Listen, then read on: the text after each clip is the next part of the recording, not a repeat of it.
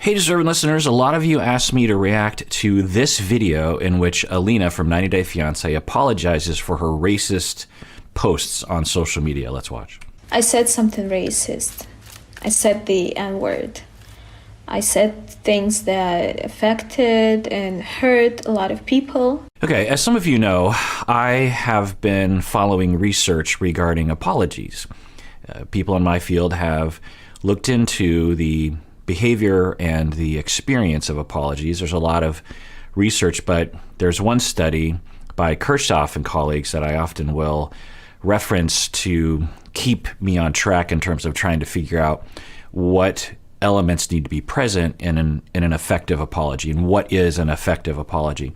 Effective apologies, in my book, have some key features. One is that the person being apologized to feels some resolution. They might not feel completely resolved because the future will tell if the person, the perpetrator of the harmful behavior will, not do that again, or they'll try to resist doing that again. But usually a marker of an effective apology is the person being apologized to says, okay, for now, I feel like the person demonstrated a number of different things that I feel like, okay, that was a satisfying apology. Another element in my book of an effective apology is the apologizer, the person who committed the transgression, goes through the process and demonstrates they've gone through the process such that they have a lower likelihood of committing that harm in the future. Because usually we're apologizing for harm that we did, right? It's not just the apology, it's what you demonstrate that you've already done. You commit the harm, you realize you committed the harm, you give it some thought and some real, appropriately deep, if it's a massive harm, you've thought about it in depth, you've gone to therapy, you've journaled or you've talked with other people, you've really gone. If it's a minor harm, you've given it enough thought to because when you commit a harm, a key feature to not recommitting that harm is really investigating what you did and why you did it. Not to make an excuse, but to understand the factors that led to that behavior that harmed other people. Simply saying you're sorry is not enough. You have to figure out, well, why did I do it in the first place? Now, if it was just an accident, a slip of the tongue or something, then that's what it was.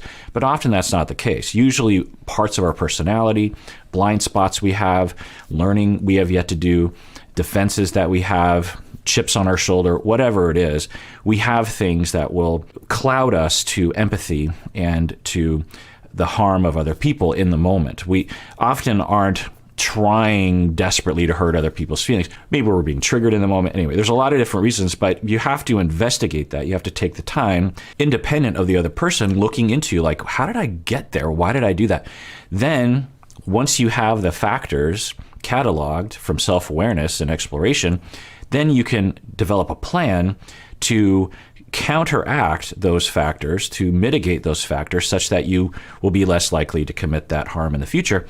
Once you've done all that, which could take 2 minutes or 2 years, depending on what's going on, then when you apologize, you demonstrate all of that.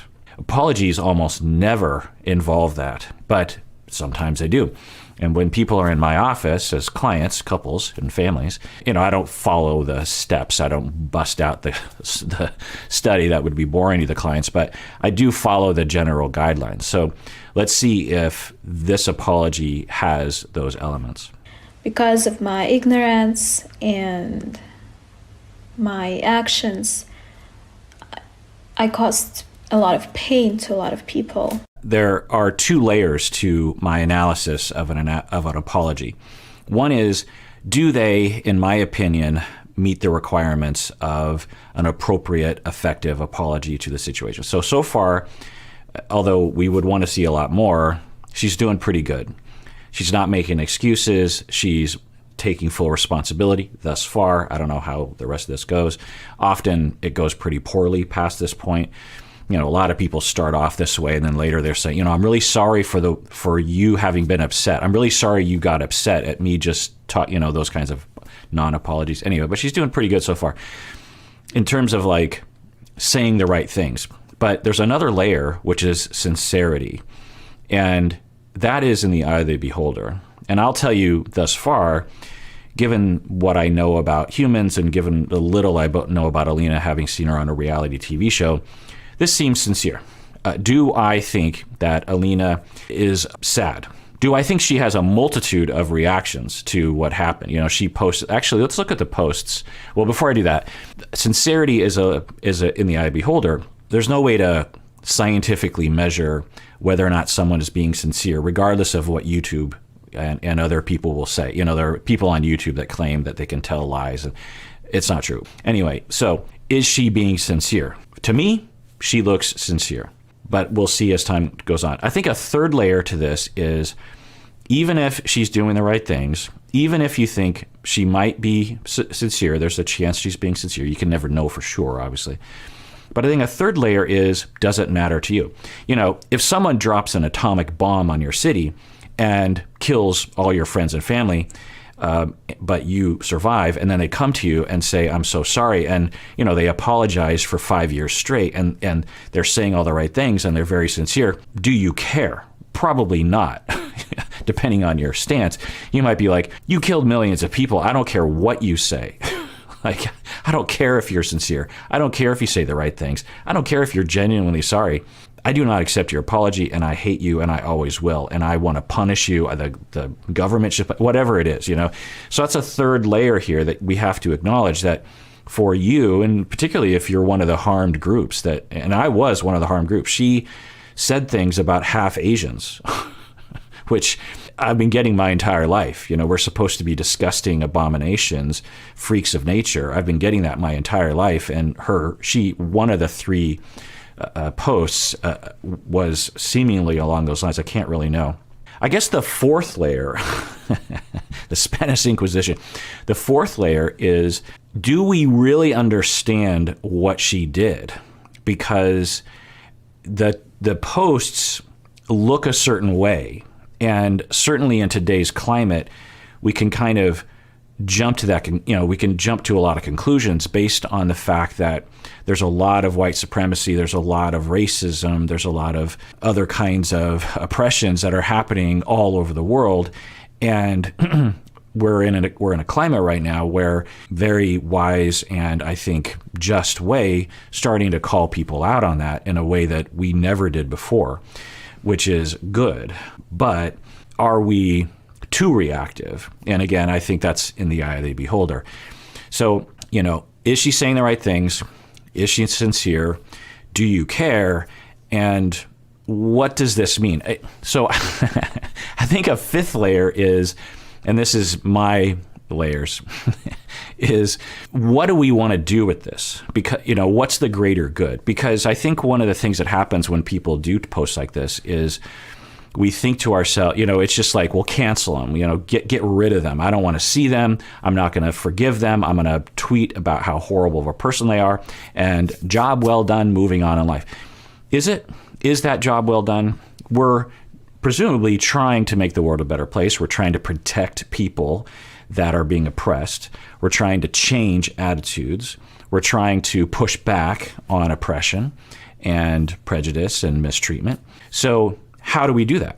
And do we get rid of someone, or do we say, well, for now, I accept your apology. We'll see how you do in the future. And maybe we'll never find out because we'll never see Alina again. But, what's the greater good? Or is part of the greater good creating a conversation about, like, let's look at this. This is an attitude that's, has been around for a long time, gives us an opportunity to look at it and let's call it out. Do we have to burn Alina on the metaphorical stake of the internet in order for us to feel good? I don't know. And I think that's, again, in the eye of the beholder. Let's get back to it. But I really promise to work on my ignorance and educate myself. The most important points that Okay, so she, and looking at the 10 different qualities that Kirchhoff and colleagues' 2009 research identified, you have statement of apology, meaning basically just I'm sorry, which she said. You name the offense, which I think she's going to get into, but she's already kind of alluded to it. Number 3 is taking responsibility, meaning you're not blaming other people. You're positively saying it was my fault. I think she's basically saying that. Number 4, attempt to explain the offense, but not trying to explain it away, meaning you're trying to explain, like, this is how I got there. It doesn't excuse it, but because when you explain, and sometimes people will say, never explain, that's making an excuse. Well, sometimes if Alina was like, look, my friend made me do it, that's why it happened. It's like, well, that's an excuse, right? That's not an excuse. You should have known, even if your friend was like, post this, you should have known better. But to explain, like, I was ignorant, I actually had racist attitudes, I want to be frank about that, I'm responsible for that, something along those lines. So explaining what happened. Number 5 is conveying emotions, shame and remorse, really not being a robot, like, I apologize. You're really feeling the shame. You are really feeling the empathy. You're really feeling bad, You accidentally bump into someone and they fall down some stairs. You walk up to them and you convey emotion. Oh my God, I'm so sorry. You don't go like, I am sorry. You're empathizing. You're showing that you care, and it's genuine. It's not a put on. It's not fakery. You're actually doing it. Number 6 is addressing the emotion and the damage to the other person. So you're really saying, I see what I did to you, and I see how that would have hurt you, and I get that, and it must have felt this way to you, or I've heard you say this about feeling, and that makes sense, and I just, kills me on the inside that I did that to you. She's already kind of done that. I'm guessing we would need more of that. Number 7 is admitting fault, which is essentially, it's my fault. Number 8 is promising forbearance, which is, again, now that I know I've done something wrong and I kind of know why I did it, I promise to try to not do that again. She's already kind of said that, but we want to hear more. Number 9 is offering reparation. So not all apologies necessarily would have this, because how could Alina make up for it, right? Like, what would she do? She would say, I'm going to donate to the anti-racist fund, or, it doesn't. So not all apologies have to have this one, but often if you're in a relationship with someone, you'd be like, hey, let me do the chores for a month, or I don't know, something along those lines. And number 10 is requesting apology acceptance.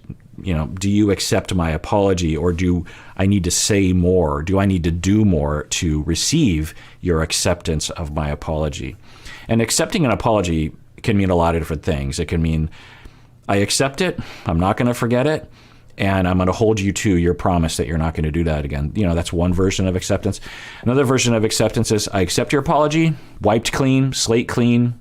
It's in the past. I won't hold that against you. Your conscience should be clear. Thank you so much for apologizing. There's different versions of it, but anyway. So she's already kind of done this, but let's continue. But actually, let's look at the actual post that she said. Okay, so the first post that I want to talk about is the one that references people like me. There's a picture of Hugh Grant. You can't see it, but it's up there. This looks like it was Instagram. She says, I know I'm late still, but this is my man crush Monday. So, and then laughy cry face. So apparently there's a man crush Monday on Instagram, and you post your man crush.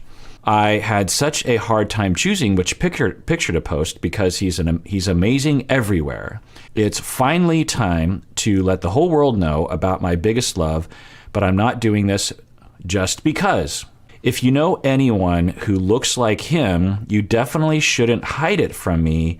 Winky face, and I think like yummy face. Like you're desirous. Okay. So basically, do you know anyone who looks like Hugh Grant? Because I love the way Hugh Grant looks. Otherwise, the real Hugh Grant is too old, and even his brother is not a good fit. They look totally different.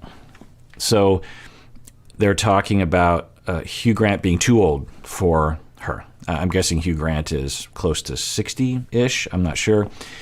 I think Alina's in her 20s. Okay, so Hugh Grant's too old. All right. Is that ageist? I don't know. And his wife is, so Hugh Grant is too old, so it's important to kind of break this down, what she's saying.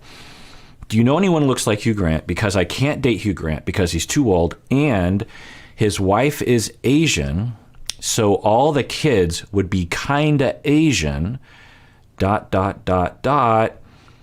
frowny face, frown, cry face.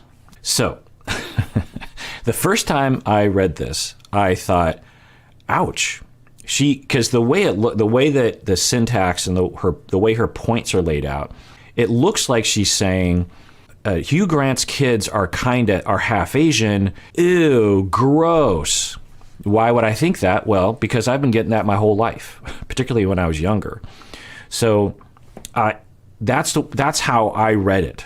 Now, another way of interpreting this, do we want to allow for some ambiguity of our understanding of what even people are saying? Because these are posts with emojis. What's exact? It'd be one thing if she just said, half Asians are disgusting because they're abominations of nature. I've literally heard that from people saying that to me. There's no ambiguity there. But this is, it's not clear. Does it represent that prejudice and oppression? It could. It could even be worse than that. Okay, so this post is the one that I think is in most circulation. Apparently, she's posting a screenshot of a Facebook invite of a party that is an N-word party.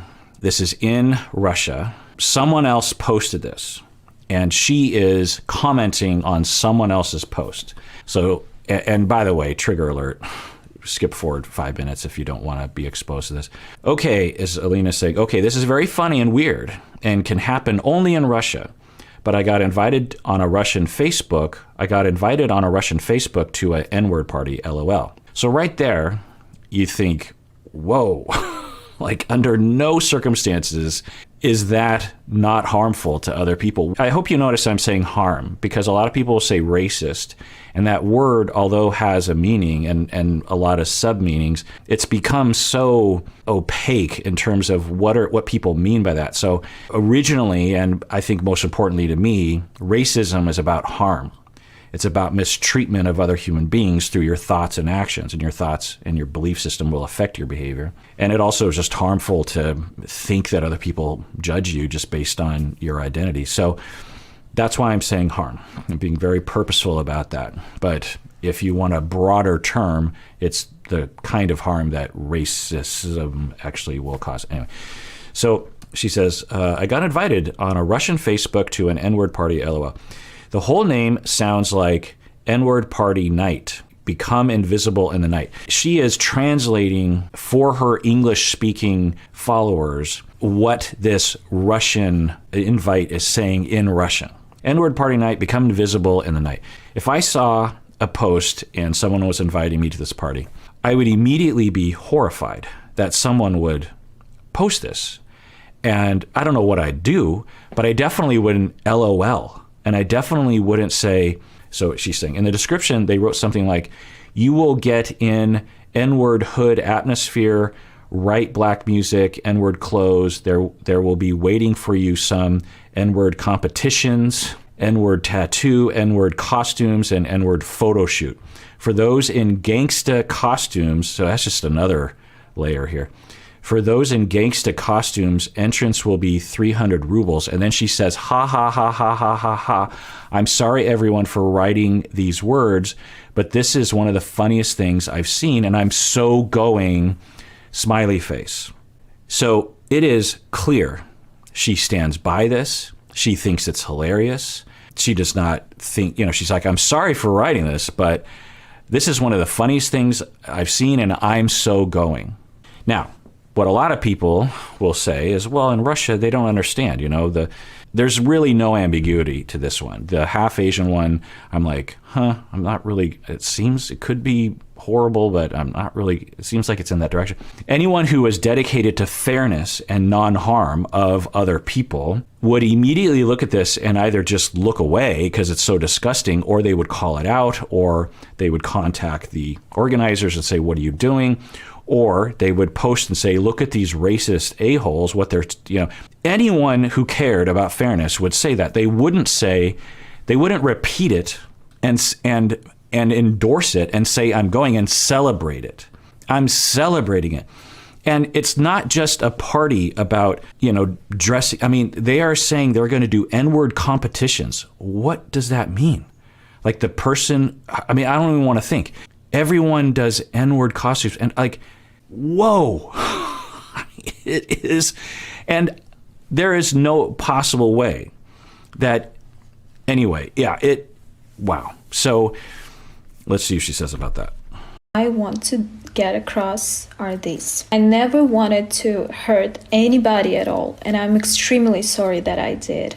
I won't ever use any of these derogatory words ever again. I acknowledge. So, like I said in the beginning, I'm not gonna say whether I think she's off the hook or not, because that's not up to me. I might tell my own reaction, but mainly I'm going to analyze it. So if we're looking at the different, elements of an apology, and you can be the judge as to whether or not it is sincere and whether or not it even matters if it's sincere. But she is saying, "I'm sorry." Well, let's rewind. A lot of people, because of my ignorance and my actions, I caused a lot of pain to a lot of people, but I really promise to work on my ignorance and educate myself. Okay, so right off the bat, she's saying the main reason why she did that was because of ignorance.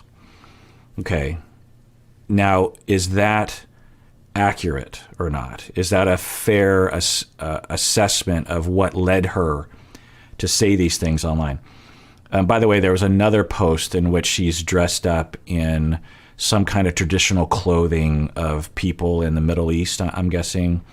And and there's another photograph of her dressed up in, I'll say, gangsta outfit, and she has a beard on, and people are saying it's blackface. And you could argue that even though she didn't put black makeup on her face, it is a version of blackface. So she's saying ignorance is the reason. Maybe she'll give other reasons down the line. I would like to see other reasons, but because ignorance, I don't think covers it. But maybe she'll convince me. There's two possibilities. One is that in the United States, we have a culture. We understand that. There's an American culture. There are American ideas that we know about and other people don't know. To people in the United States, particularly mainstream people, there will be this assumption that everyone understands American culture and American culture is everywhere, which is, of course, ridiculous. Okay. Having said that, the fact that you're having an N-word gangsta party that is clearly based on American, a subculture of Americans, means you're aware of it to some extent. And thus, shouldn't you also be aware of it being not okay to say those things? In the intervening weeks that this all came out, people have emailed me and said, I'm from Russia, and I've always known that word is wrong. And my grandparents, who grew up before social media, also understand that word is wrong and would never use it. So, ignorance is not an excuse. Plus, she has spent time in the United States and is her and Elijah are extremely aware of American culture, or at least Western culture. It seems that way.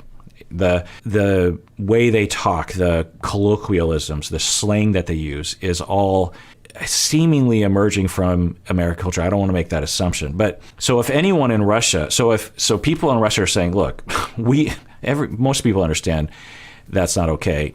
And particularly if you're someone that is familiar with American culture the way that Alina seems to be, then ignorance is not an excuse. Maybe she'll give another explanation.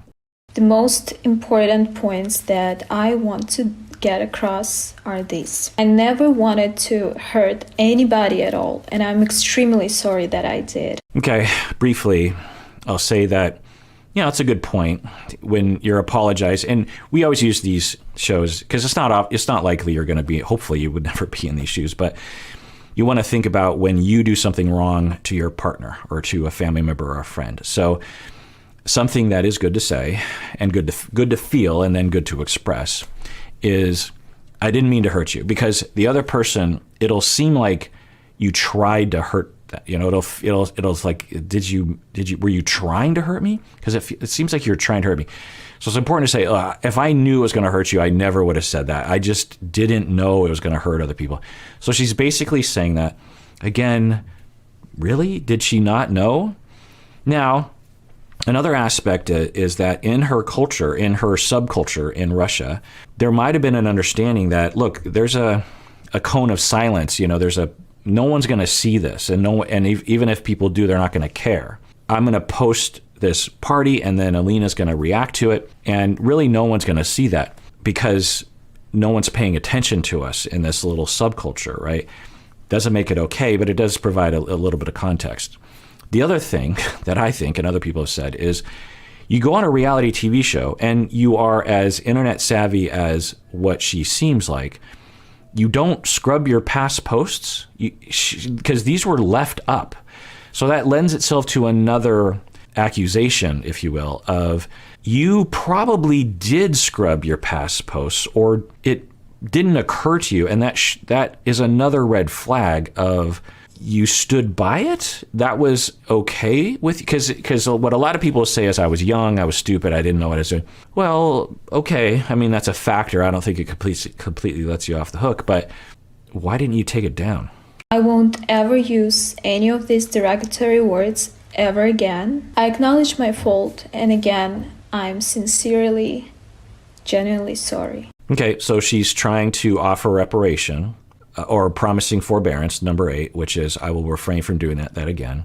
So she's saying that, and then she's saying, I am sincere. Do you believe she's sincere? Is that enough for you? That's up to you to make. That's up to you to decide. Now I want to address all the comments and questions that I've been getting. I'm not looking for empathy, or I'm not here to make excuses. I just want to make this whole thing straight. Okay, so she is about to provide some context, and she's saying, I'm not looking for empathy, I just want everything to be clear. Okay. This will be a long video, and I know a lot of people will say that I'm only here to make any excuses. That is not my intention at all. I'm only here to give you some context and some answers to the question that I've seen around for the past couple of weeks. Okay, good. For me, that's an intro that I'm intrigued by. She's saying, I'm going to provide some context. I'm intrigued by that. I'm curious what she has to say. I'll write it down so you can just skim through and find some certain questions that you have and find the answers to them.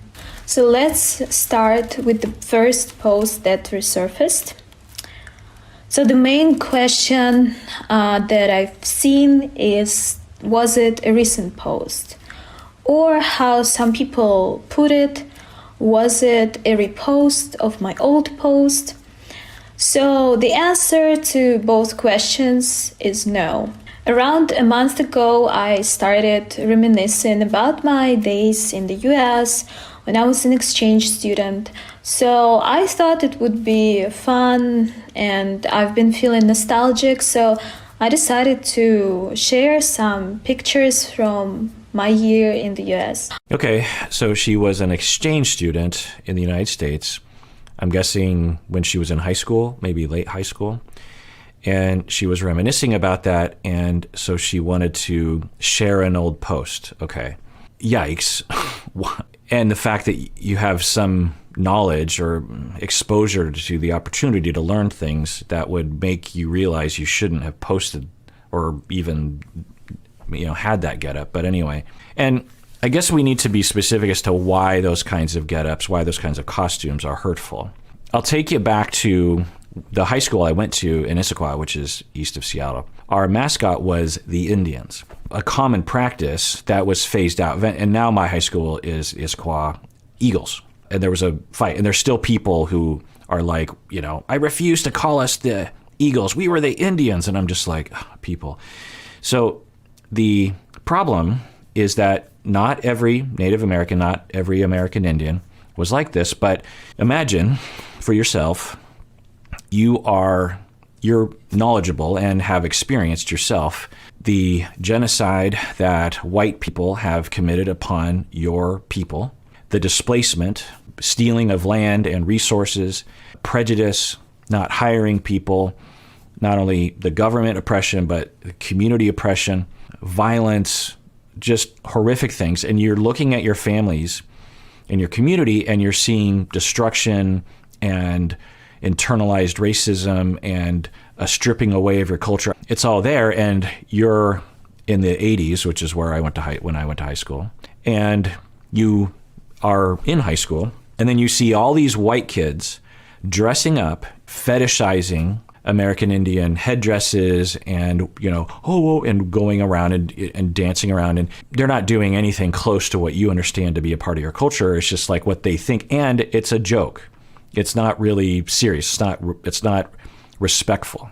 And you're just like, now that, when you're having the pep rally, the assembly, and they're doing those kinds of costuming, you're not like, that's genocide, but it's just a straw on the camel's back. You're just like, I come from history of genocide and horribleness and oppression and systematic dismantling of my culture and my people from white people from Europe and our descendants from Europe. And here they are again, just crapping all over my people and dressing up, and they think they're being respectful. They think, and they're naming us, they're naming the school after my people when they continue to not hire us. They continue to call us bad names. They continue to not acknowledge us and not acknowledge that they're on our land, that this high school is on our land. And you just, it would be bothersome, right? We could imagine that. You could have empathy or have experienced that yourself. So when you are a black person in the United States and you've had all those things, slavery included, and you see white people from Europe fetishizing you and dressing up like you, it's just like, will you stop, please? Let us recover from the damage that you've done to us and stop invading our spaces. Stop taking our music. Stop taking our fashion. Stop taking our language. Stop thinking you've invaded everything else. Why do you have to do this as well? And I'm not fully articulate. There's a long discussion of all the different angles to this. So when Alina, who she would argue, I'm guessing, I'm not one of those oppressors. My people didn't enslave West Africans in the Caribbean and in the Americas. My people have been in Russia this whole time.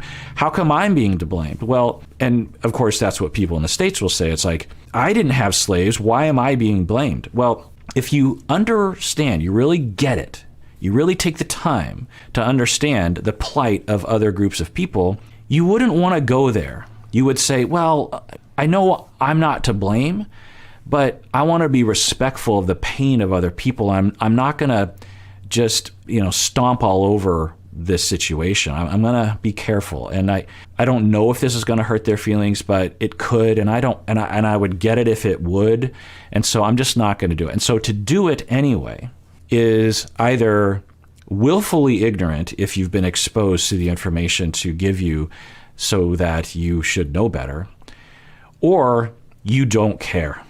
You're just going to dress like that anyway, and you don't care about the feelings of oppressed groups of people. So that's why, in my words, when she dresses up, as a gangsta, an American black gangsta, that's why it's racist or harmful and insensitive, as I would put it. Would everybody that is of the targeted group be hurt by that? No. You ask people, and people will have some people will be like, yeah, that hurts. Other people are like, I don't care. She can dress how she wants to. She's from Russia. So there's various different reactions. And that's okay. There's not a monolith, and not every person is the same in a group of people. So that's what was wrong, and let's see if she can really provide context to that. I'm sure I didn't have pictures on Instagram from that time because Instagram didn't exist back then. It was 2010, 2011. So I went on my computer, found these pictures, like a few of them, and decided to share them in my stories. And it's important that it was in the stories. So here are the screenshots of my stories archive from that day, around a month ago, when I posted it. Wow, I didn't realize that. So she posted it a month ago. So there's a number, there's 3 posts you see there. A month ago, while before the 90 days was on, because she posted this just a couple days ago. So this would have been early January when she posted this. And wow. I mean, I thought we were talking about posts that she did a long, long time ago. Now, there's 4 posts I see. So on one hand, that kind of lends itself to the idea that she truly did not know what she was doing. Because why would you make those posts if you had any inclination? Because, it's one thing to be like, well, back in the day, I had this small little Russian community I was a part of. I don't even know that's true. But now I'm on the international stage. I gotta be careful. With that mindset, she still posted these things. Yeah, January 9th of this year, 2022. Okay, I have to share this too. On one day of the homecoming week, we had a gender bender day.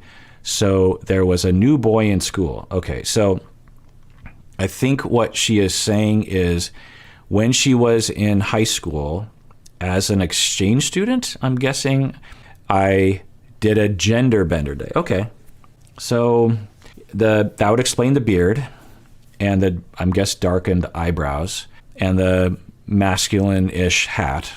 But, the headband, that connotes something, the tank top connotes something.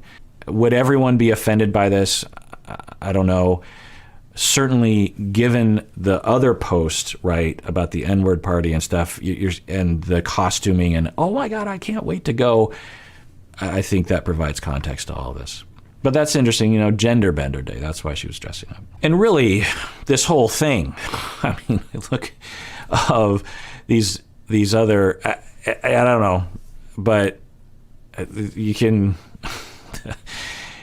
was she a part of an entire school that was committing harmful depictions for a number of groups of people?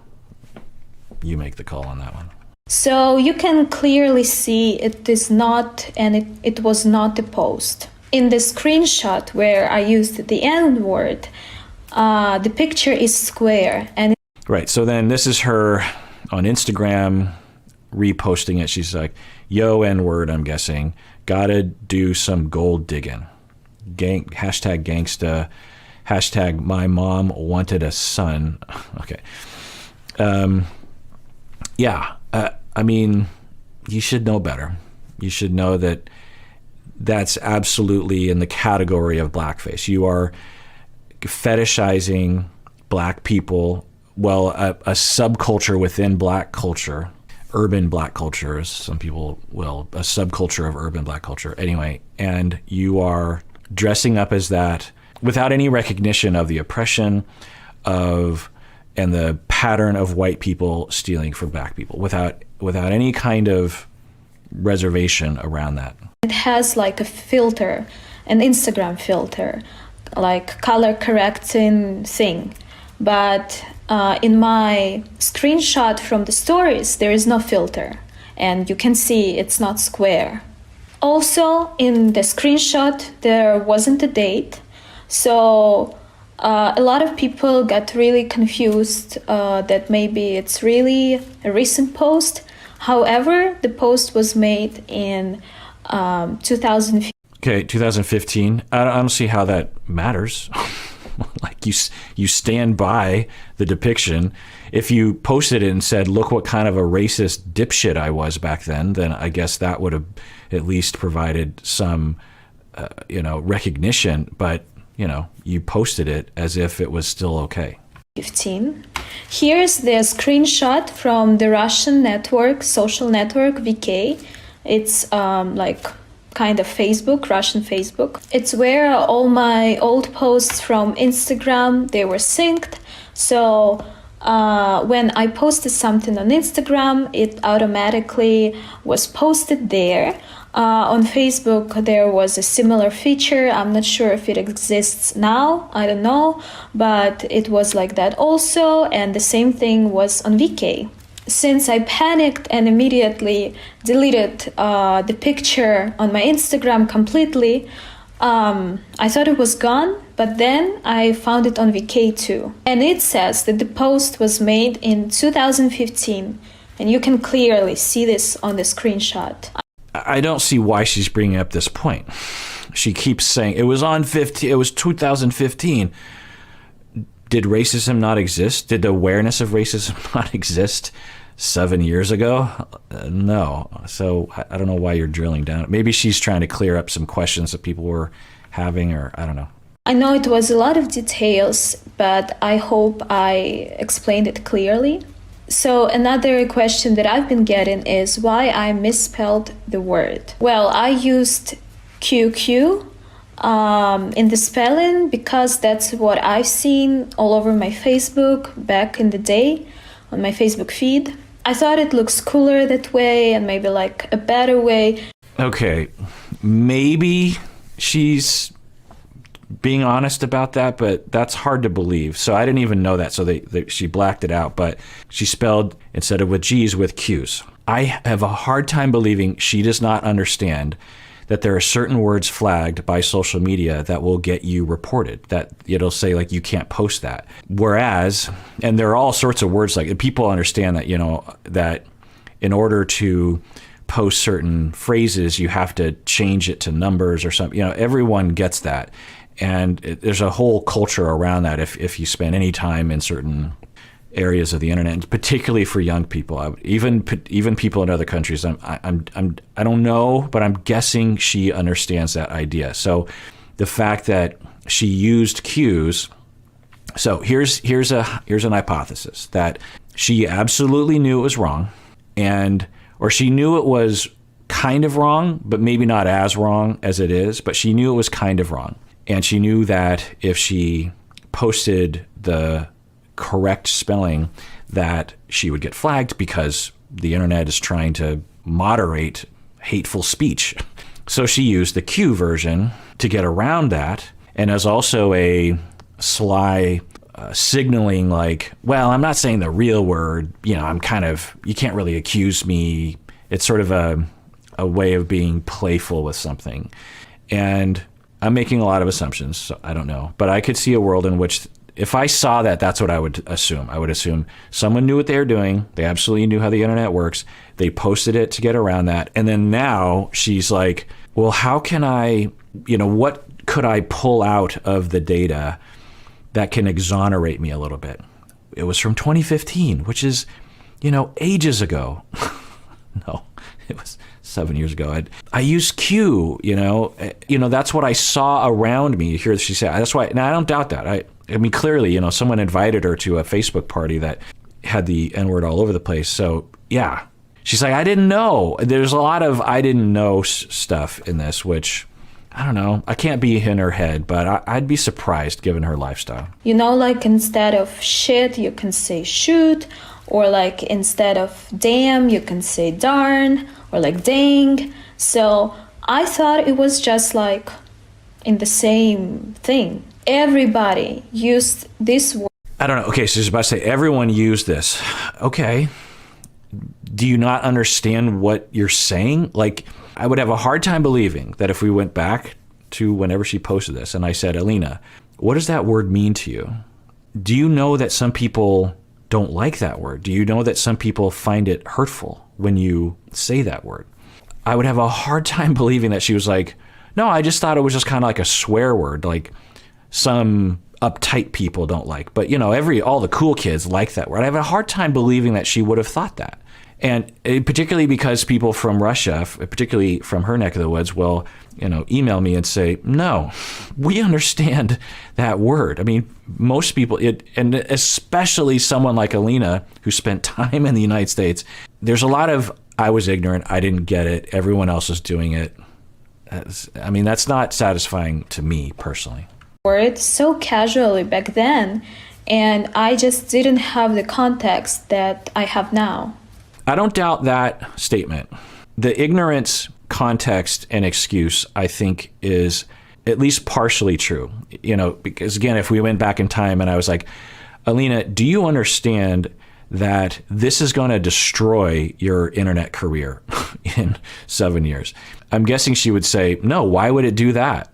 People aren't going to, they're not going to react like that. They're not going to care. I mean, look at all these other people. They're doing it.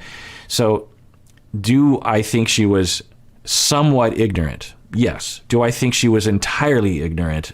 I would have a hard time believing that one. I understood completely even what gold digging meant. I've heard some people accusing me of doing a blackface on this picture, and this is not the case at all. I drew a beard and some eyebrows, and that's it. I just wanted to look more like a man. I spent the whole day. So this is upsetting to some extent. I wish she would have talked to someone, because I think she has the capacity to understand. In my world of psychology and psychotherapy and marriage and family therapy, half of what we talk about is this topic, and have for decades. So the amount of practice and experience and absorbing and wrestling with your own weirdness and indoctrination into racist and other isms, ideas, ableism, classism, it's really extensive. And so to expect people who don't have that as baked into their career, as people like me do, is a lot to ask someone to really understand all these things. So I don't always blame people for not really getting it, because it's hard to. I'll tell you, for me, in the 90s when I was training to become a therapist, I had to wrestle with a lot of these things, and still do, honestly. It's always that, because the amount of brainwashing that I'm imagining everyone around the world has been a victim of regarding different ideas of identity, it never goes away. It's kind of like in your bones, kind of becomes a part of your personality. And so you always have to be pushing back. That's why when people are like, I'm not racist, I'm like, well, it's not possible. And I don't know about what your cultural pocket was. I can't assume, but most places, and I've never met anyone that didn't come from a place that didn't have some version of racism, some version of identity assumptions and superiority ideas, and inferiority. This race is superior to that race. This ethnicity is superior. This group of people is superior. Anyway, and it never goes away. It becomes like a part of your knee-jerk reaction to people. It might not cause direct harm to anyone, but those notions are in there, right? Anyway, my point is that she was saying, look, I was just dressed up as a man. I don't think anyone looks at that picture and says, oh yeah, that's just a generic man. You dressed up as a white man, just a regular man. I don't think anyone sees it as that. In the US, in my school, dressed like that, and everyone was fine with it. The way I dressed was just some clothes that That's another excuse that people will say. Everyone was fine with it. How do you know that? Oppressed people know they cannot speak out because they will be slammed down by the majority. So that every person in your area that saw you was totally okay with that. Because even if you ask people, are you okay with this? They might not be comfortable getting into a fight with you and being a party pooper, so they don't know what to say. I mean, I've been there. People have said things in front of me, racist things about my people and other groups of people. And there have been times when I've done nothing about it because I'm like, do I ruin everyone's time right now by saying that's some serious BS right there?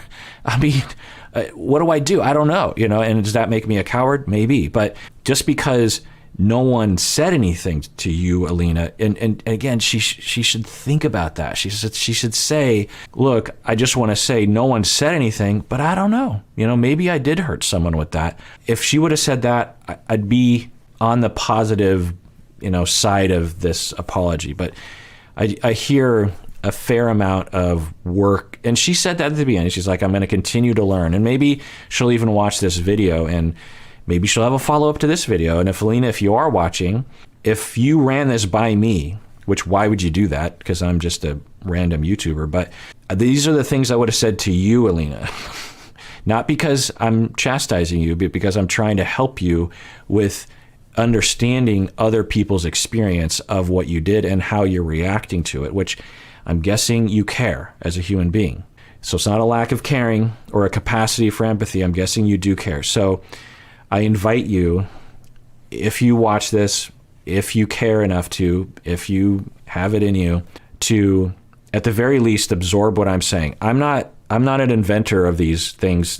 The things that I'm saying are a product of decades, centuries of academics and experts and researchers and advocates and politicians and, marchers, people that have fought the good fight. So I'm just conveying this to you and telling you my own experience.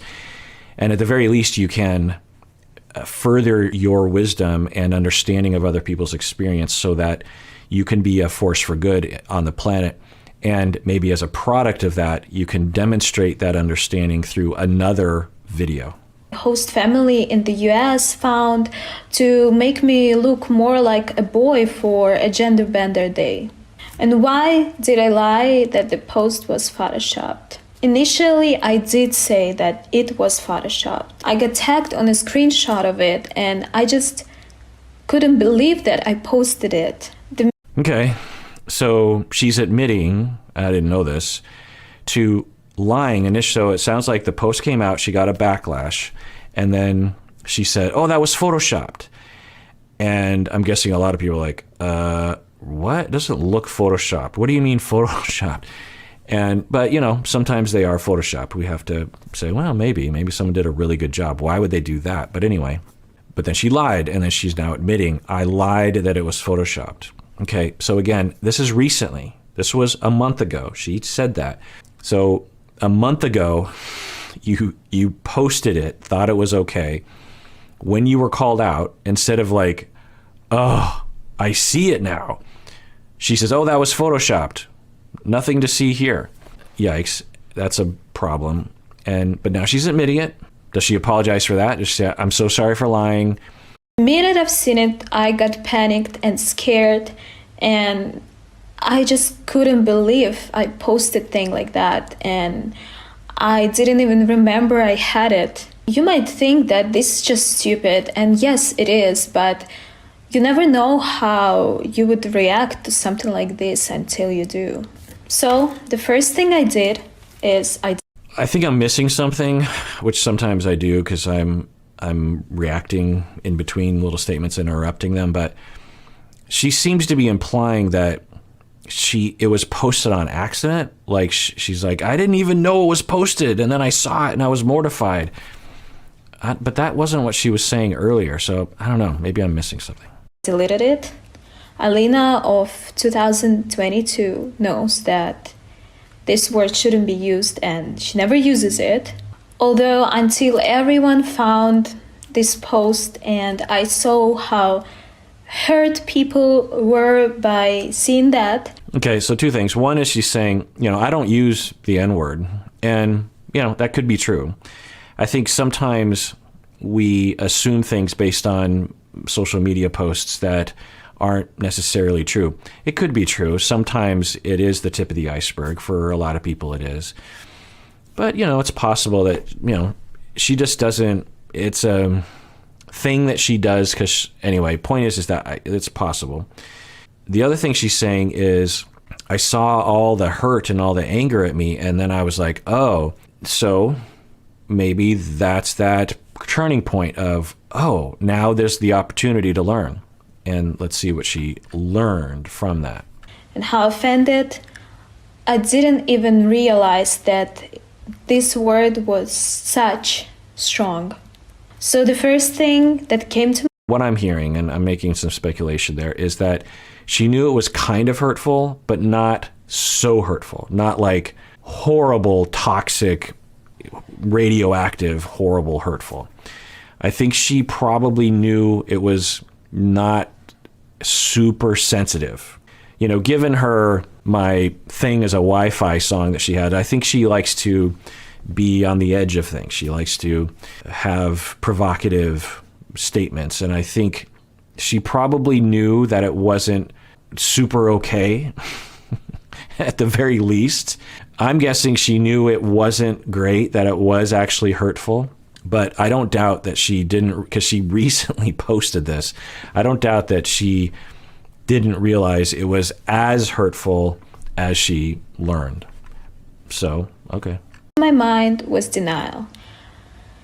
I just wanted to distance myself from such posts that did not represent my ideals and values. Alina of 2022 knows that discrimination, and any words like that should not be used towards any group of people. So I started to deny, and it was extremely dumb, and I kind of tried to, I stopped immediately too, because I realized it was dumb. Unfortunately, what's said is said, and I can't take my words back. And okay, I mean, so on one hand, she's taking responsibility. She's like, it was dumb. I shouldn't have done that. I just wanted it to go away. I was in denial. It doesn't represent how I feel about things. Yeah, I don't know. I'm just trying to think what I would have been satisfied with an apology of a certain thing to say. It would have been something like, I kind of knew it was bad. There was a part of me that knew it would hurt some people's feelings, quite honestly. I didn't know it would hurt people that much. I thought it would hurt people like 5% of what it actually hurt people.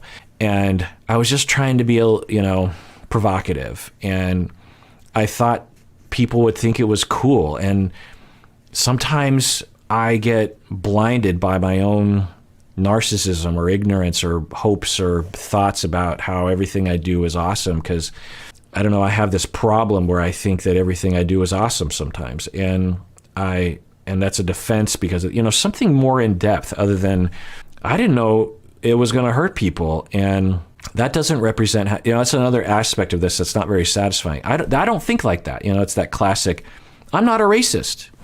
And it's like, how is that possible? How is it possible, especially that one post where you're like, oh my God, this is so funny. We're the end party and the end tattoo and the end costumes and the end competition. I'm so going. This is so funny.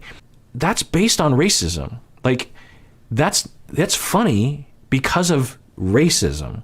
That's to you. That's interesting to you because of it's fetishizing a group of people and their life and their identity and the color of their skin. Like, that's why you're doing it. That's people are dressing up as a group of people. Anywhere in the world, if you saw that, you'd be like, oh, I see. They are fetishizing a group of people that aren't invited, by the way. Anyone in the world would say, oh, aliens would be able to say, oh, you're fetishizing a group of people. And they might, if you're an outsider, you might understand that's an oppressed group of people, but at very least you would understand, oh, you're fetishizing a group of people that aren't there. And you're kind of playing around with their identity. Like, that doesn't represent my values because... I feel bad about it. I regret it a lot because it was a lie. All in all, I made two huge mistakes. First, I made the post and I used an awful and terrible racial slur that I should never use, and I feel terrible about it. And I can't imagine how awful people must have felt who always experience such behavior from white people, always felt such behavior, how they must have felt when they've seen my post. Okay, I think we're getting back onto the tracks. Getting back to the 10 things, she is saying that she, addressing the emotions or damage to the offended party. For me, I'm convinced of the sincerity of her statement right here. She's saying the things and it seems to be inside of her of like, I understand how that word harms people. I understand the way it feels, particularly when it comes from white people. And I just can't imagine what it felt like to hear me say that, to watch me, to read me using that word. So I think she's getting the apology back on tracks here. And then I lied about it and started to deny. I apologize for both instances. I learned my lesson, and all I can say now is just how truly sorry I am. Okay, good. Yeah. Sometimes in apologies, you're just like, I don't know what else to say other than I'm sorry. I want to say a lot of things, but I know that I hurt you, and I'm just so sorry. I believe her. Do you believe her? It was on VK that I mentioned before, and I was shocked. Back then, I didn't think that the description of the party was racist, but I thought that it was just really silly. Again, I was unaware and immature about that. Okay, right now she's talking about the other post of the party that she was reacting to. And according to her, she's saying, I didn't realize it was racist. I thought it was silly. If I didn't know anything else, I would say, well, it's possible. Like in the reverse, there are probably in Russia oppressed groups of people that they have words for them, and that mainstream Russians will call another group of people, you da da da da in a slur, in an insulting, hurtful way. And if I was exposed to that language system, especially if it was coming from the oppressed group, right? Because for oppressed groups, they will sometimes absorb the word, right? They'll say, okay, I take that word for myself and I'm going to use it, so it'll take the power away from you. Anyway, point is that if I saw that and didn't know the context and I thought it was cool, and someone invited me to a party, it's like, well, we're going to dress up as so-and-sos, and it involved some sort of costuming. Yeah, especially if I was young and hadn't been a therapist and understood the perils of that sort of thing, then yeah, I might be ignorant to the harm of it.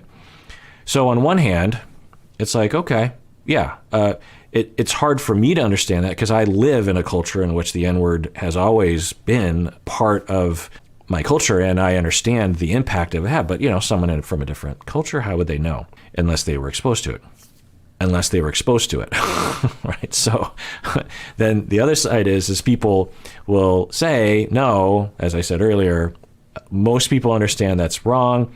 She spent time in the United States. So the opportunities were there. At the very least, you would think you'd be like, maybe I should just, again, with the internet, just Google, is this word offensive? Just type it in. Because she's claiming she didn't know. If I was to speculate, I would say that she didn't know how bad it was, but she did know it was kind of bad. If 100% is how bad it is, I'm guessing she thought it was 25% bad. So for her to say she thought it was 0% bad is possible. I can't know. I don't know her life or her mind, and I have no reason to. Well, I do have a reason to not believe her because she's previously lied.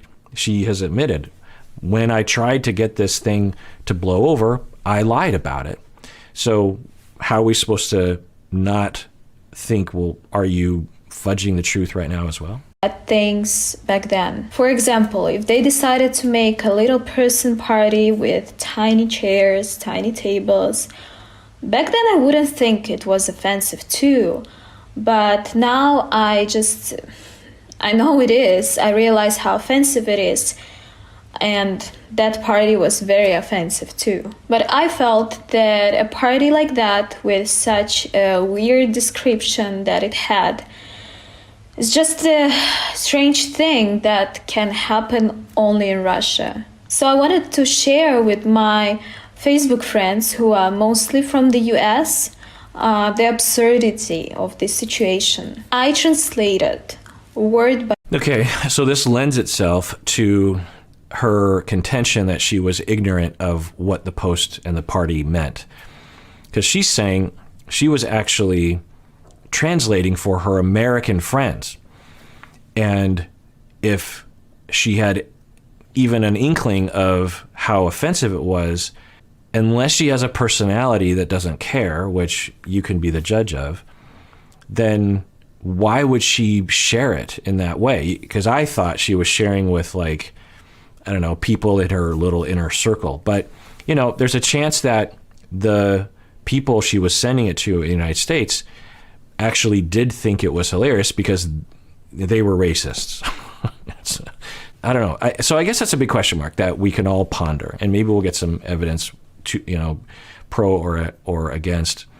But a big question mark is how much did she know at the time? None of us can know that unless we have insider knowledge. There's evidence to say that, well, maybe she didn't understand, at least to the full extent. Did she not understand at all? That's hard to believe. By word, the description of the party, the name of the party, just basically everything that was on the page. Again, back then, I knew that the N-word was not a good word. But at the time, I never fully knew America's history of racism and how this word is used to discriminate and demean people. Okay, I don't doubt that. Why would she? So that's good. She's saying, I understood it was a bad word, but I didn't understand in what way it was a bad word, right? And the extent of the meaning of the word and the history of that word and the history of the oppression and everything. So I don't doubt that, because most Americans don't really understand that. So why would someone from Russia understand that? But she just said, I understood it was a bad word. Okay, so good. How come you still posted it if you knew it was a bad word? This is not an excuse, but not even one of my friends from the US has told me that this word is so offensive and this whole post is just so bad. Again, there's that excuse again. No one said anything. That's not an excuse. And I've talked with people about this before. They will say, look, I have this black friend and I say blah, blah, blah all the time. And, he never said anything. I'm like, let me give you the context there. And I already said it. So she has some more learning to do. That just because she didn't get any pushback doesn't mean that people weren't hurt by it. And I shouldn't use it. Otherwise, of course, I would take the post down, because my intention was never to offend anybody, especially with a stupid Facebook post. That seems dubious to me. Again, she admitted, which I would have a hard time believing that it wasn't true, meaning that she admitted that she understood it was a bad word. And I would have a hard time believing her if she said she didn't know, given her lifestyle and the fact that she was in the States for a while. If you didn't know it was going to hurt people, and yet you knew it was a bad word that hurt people, I don't understand how that. So that's why it's unsatisfying to me. If I heard her say, look, I have to admit something. I have a racist streak. I get it from my family and my culture or whatever, she says. I don't think I really realized it until recently. I'm terribly sorry about that. And I knew it was a bad word. And I kind of chose to ignore the possible hurt that I would inflict on other people, because I guess I just didn't care to care. I don't know. But so if I heard something like that, I would be much more satisfied. But hearing her say, I didn't know, but I did know, but I didn't know. I think, honestly, that worldwide, a lot of people only recently woke to racism issue. And it shouldn't be that way. And I'm at fault too. I apologized in the end of the post for saying the N-word so many times, because again, I knew it was not a good word. So I want to address that idea. A lot of people are saying that with George Floyd, suddenly everyone's aware of racism. For white people, often. For people who are privileged. For me, as a Japanese American, as an Asian American, I've known about racism literally since I was 2 years old. I mean, I learned that I was different and lesser and considered gross to a lot of different people. I mean, my parents were married in Idaho. They eloped from Washington State to Idaho to get married in 1963. A state over in Wyoming, it was illegal at the time for my parents to get married. Illegal. There was a law in the United States until 1965, 2 years after my parents got married, that made it illegal for my mom and my dad to marry. Those are my parents. That wasn't that long ago. I've known about racism my whole life. Of course, black people know about racism their whole life. Okay, so this idea of like, suddenly we're all aware. No, privileged people are aware. And only kind of aware, as evidenced by this video. We've been aware of it our whole freaking life. So welcome to the party.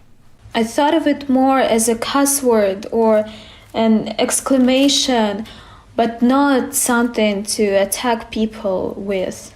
I thought that in general you can maybe say it on a party, but not in front of a teacher or like in a business meeting. Good. You knew it was bad. That's why you used the cues. You understood.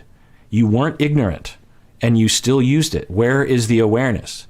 Again, if she said something like, I knew, and she's kind of saying that, but not fully saying it.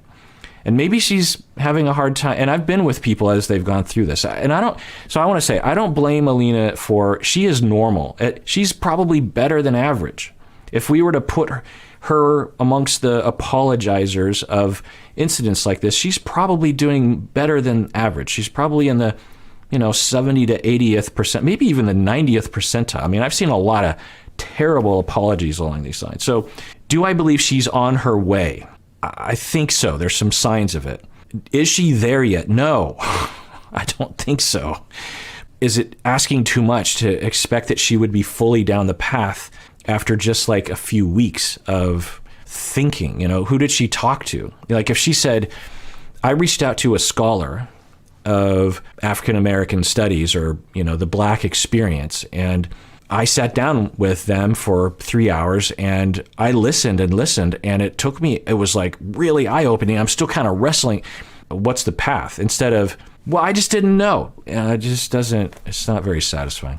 Her talking about this like is triggering me on a certain level, as I think you all can tell. But if she were my friend or a coworker or something, and she did what she did to me, I can't comment about the N-word because that doesn't affect it in terms of general racism in the United States, it affects me, but that's not targeting my people.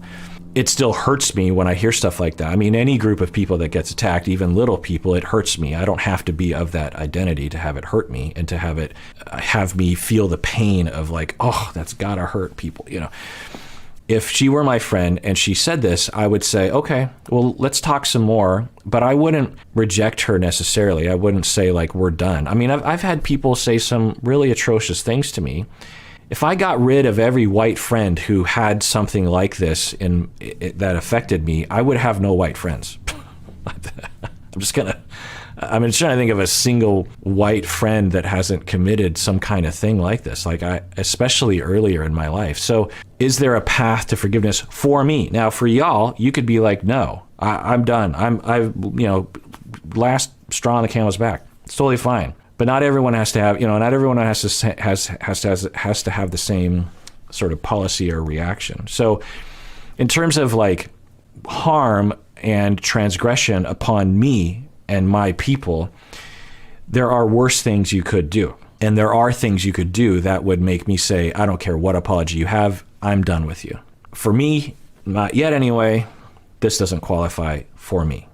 Or formal situation, but not as something discriminative and highly offensive that implies slavery times in the US. Otherwise, I'd never laugh. And you all know that this word is used so widely in hip-hop and films. For someone foreign person, it's confusing.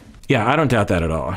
If you are in another country and you're just being fed all this pop culture, hip-hop and movies, and you're just hearing N-word, N-word, N-word, it would be confusing. I could see that.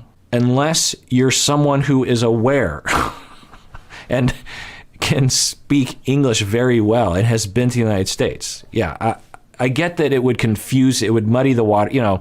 You'll see 10-year-old kids, white kids, who will be singing a Kanye West song and using the N-word, and you would look at them and say, no, you don't understand. You don't understand. And you have to explain to them. So we understand that there's some education there that has to be, performed. So I don't doubt that, but it doesn't strip it away in terms of her responsibility. And according to her, she says, I knew it was a bad word. Okay, Eminem might not use it, but we don't analyze it like that. We just repeat what we hear, and when we hear it in movies, we don't think like, oh, he said that only because he is a black person and he said it also to a black person. These lines are not so obvious for Russians because we don't usually look at this with this lens, because the idea of race in Russia, it's very different from what it is in the US. Again, I'm not giving excuses or asking everyone to forgive me. but I just want to explain from where I come from. Okay, good. I was like, okay. And then she said what I was hoping she would say, which is, I'm not saying it's an excuse. I'm just providing some context. And yeah, okay, it's context, but I'm still waiting for that real kind of understanding of what she did and where she's coming from. It's not just purely ignorance that it was generated from. I really don't have hate in my heart for anyone, but it doesn't remove me from racist systems that we unfortunately have in our society. I have to do better, and I'm doing my best. It was almost there. Okay, she's like, I don't have hatred, which I don't doubt. I can't. There was no evidence of like a general hatred part of her, a hateful part of her personality, or inherently like oppressive, racist. It wasn't really brought up in the interactions between her and Kayla, but who knows? But a lot of people will, especially younger people today, will not have the kind of hatred towards other identities that older generations did often. Can younger generations have that hate? Absolutely. So it's possible. And then she says, I don't have that hatred. And then I grew up in a racist system. I'm not responsible for the racist system. And then I'm like, okay, good. That's great. I'm not hateful. I grew up in a racist system, or even I absorbed the racist system of the United States, or whatever she's saying. The third statement there is, I absorbed that and believed certain things that led to me being insensitive to black people. That's why I ignored the fact that it would hurt people, because I had this notion that black people don't matter, or whatever it was that, she was almost there.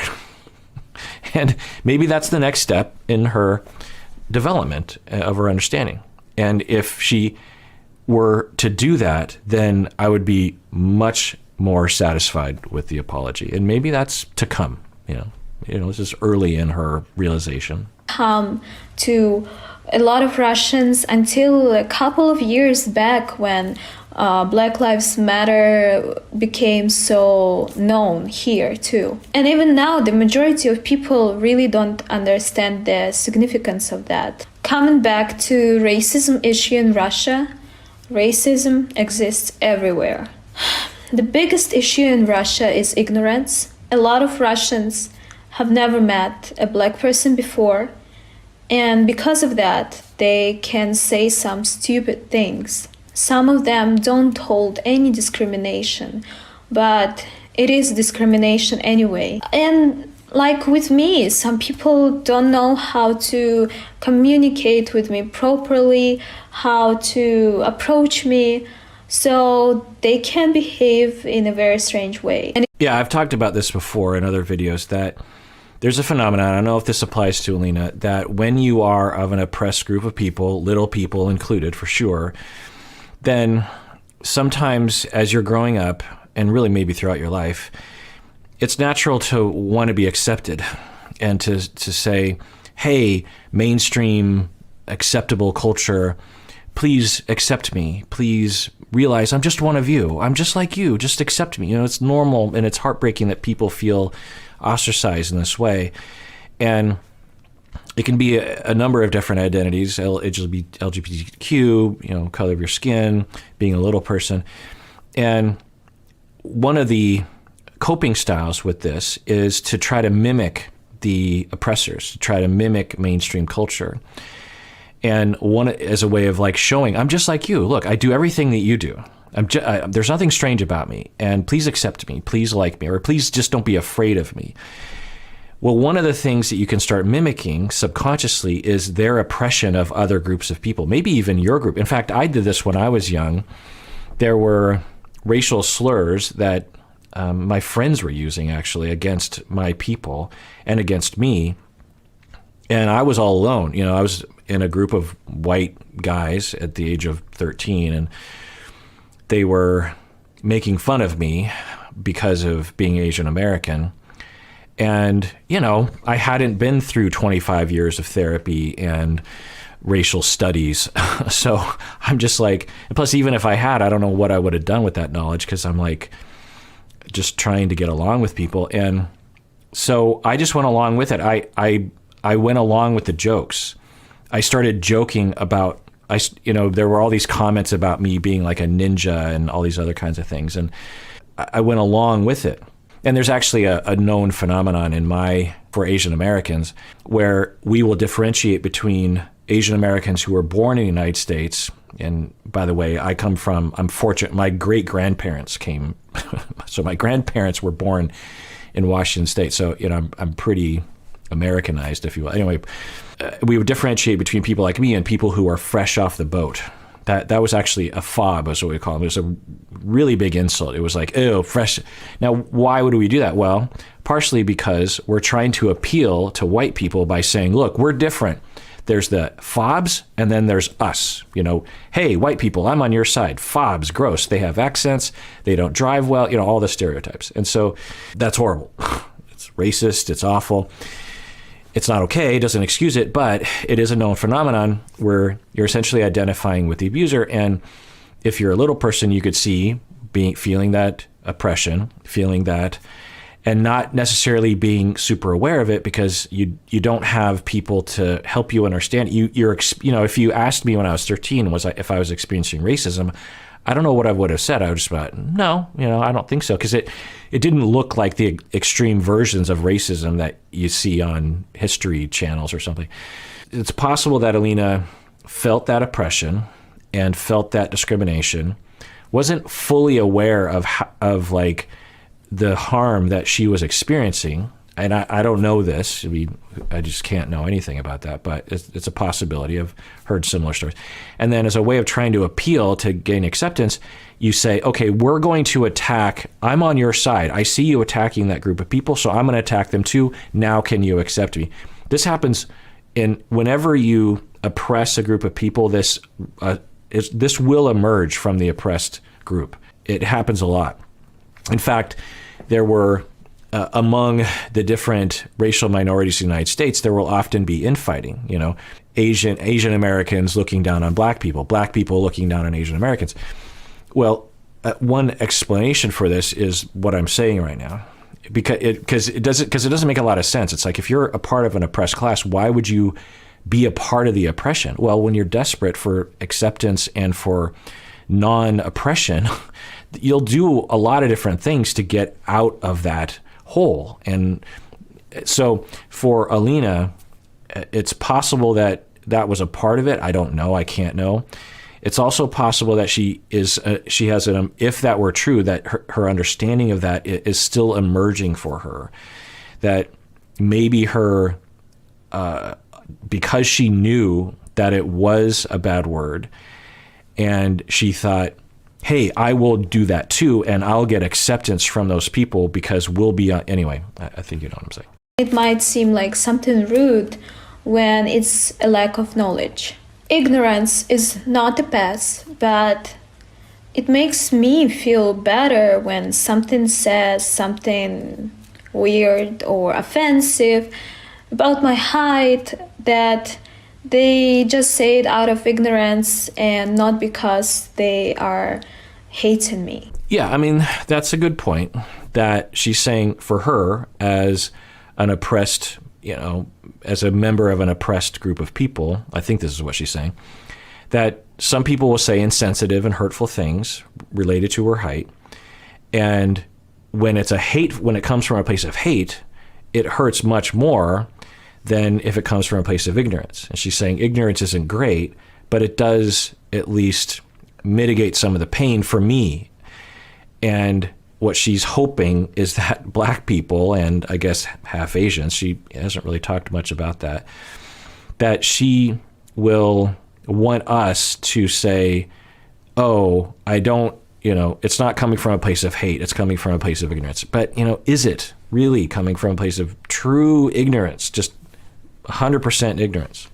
I went to Dubai for a couple of days to do a fashion show with other Little Women. I had to go on a very short notice. They invited me to go, and then the next day I flew to Dubai, and the show was the next day from when I arrived. So they put on a dress on me, and I thought it was very pretty, and I was delighted to wear it. The head part was not a hijab, and it didn't have any religious meaning. There, someone made a comment that I look like I'm getting married to a sultan, and it made me think about Disney cartoon Aladdin, so I put a caption like that. I never. So I don't doubt that other people dressed her up and everyone was dressing up. Okay. The meaning of that post wasn't like, ha ha ha, I'm going to make fun of a group of people. So we're giving some background. That's good. But then caption. So she's saying, I kind of felt like I was in Aladdin. Okay. For younger people that watch those movies, I could see how that would be their reference point. And she's like, yeah, I kind of felt like I was the wife of a sultan or something, like in the movies. Okay. Then why not post that? Because that's not what you posted. What you posted was, look at me, I'm getting married, I'm going to be someone's 134th wife. If someone wanted to celebrate this idea, like, ooh, I feel like I'm marrying a sultan, just say that. Ooh, I feel like I'm marrying, why did you say I'm going to be someone's 134th wife? That's a very specific thing to say. I don't doubt what she's saying, but I don't think it's the full understanding of where she was coming from when she decided to post. Wanted to make fun at Muslim people, and I apologize to those who were hurt seeing that. I never wanted to hurt anyone. And again, I just sincerely apologize to those who were hurt. I really am sorry. Do we believe that she's being sincere? Let's look at the 10 elements. So a statement of apology, I'm sorry, naming the offense, what I did was this. I don't know if she's entirely identified because, with this one post, she's saying, look, it's just me in a traditional dress and I felt like I was in a cartoon. So I don't really feel like she understands why it would hurt someone. I would want some more, maybe she'll get to that, but some more demonstration about, how what she did was wrong. And even with the beard, I feel like she doesn't really understand yet, which is par for the course, but so I don't know if she's really understanding the offense. Number 3 is taking responsibility. On a certain level, she's not blaming anyone else, really. Attempting to explain it, but not trying to explain it away. Yeah, she's attempting to explain it. Think of when you see, like, Ed apologize to Liz or Rose. There's, as far as I remember, never any kind of statement of, like, here's what happened, here's what I did. It's always, like, a lot of saying, I'm sorry, I'm sorry, I'm sorry. Please accept me back. They accept him back, and then there's no more, at least what we see on the TV show. So, she's attempting. It's not super satisfying. Conveying emotions, shame and remorse. I believe her, personally. I think she is remorseful. I don't think she understands fully what she's feeling bad about.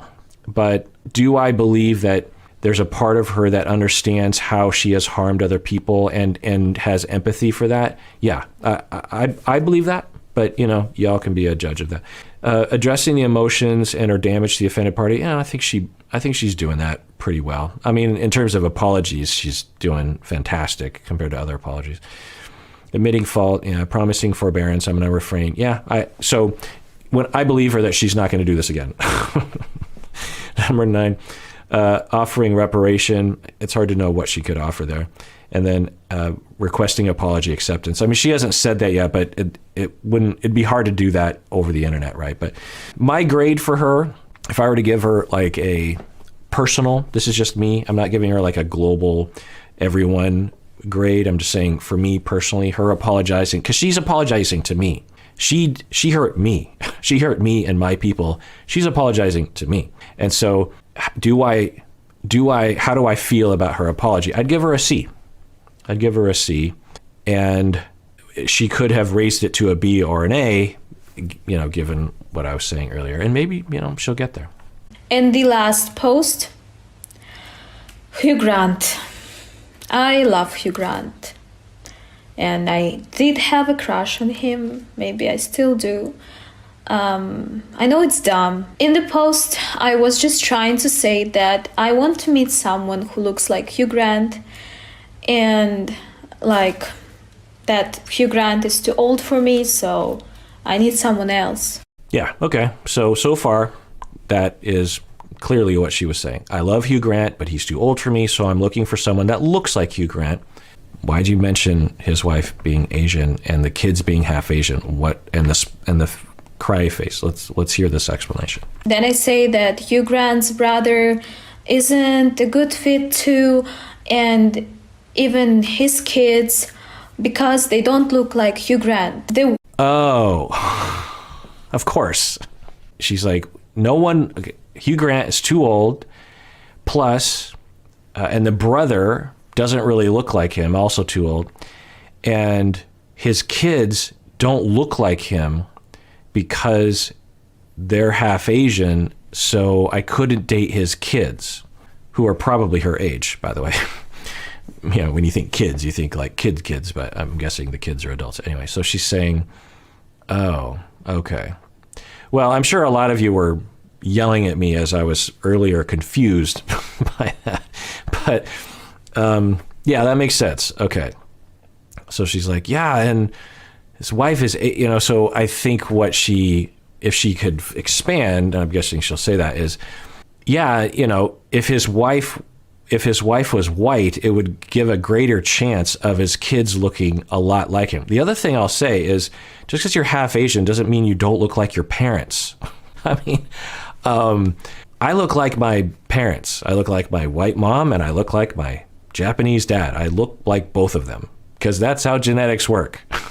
So this idea, so I think that, you know, even that, and maybe she'll apologize for it, but I think that assumption, because that's what I will hear, is it's because it's like, anyway, you know what I'm saying. Well, no, maybe I do have to articulate. So it's this idea that when you have a white person and you infuse non-white into it, they're so far afield. You know, the kids who have an incursion upon whiteness, they are now leaps and bounds away from the origin of the genetics, if that makes any sense. They're no longer even in the same family tree, essentially, is the notion that I've been hearing my whole life. And it kind of plays into that. So on one hand, hearing this explanation, for me, really downgrades the hurt and makes it look like more that she just did not understand the landscape as she was typing that. If she understood the landscape, she would have, you know, wrote that out. I'm not saying that half Asians are bad or anything. I'm just saying that they aren't likely to look like him. But then you have to say, like, well, what's wrong with half Asian Hugh Grant looking kids?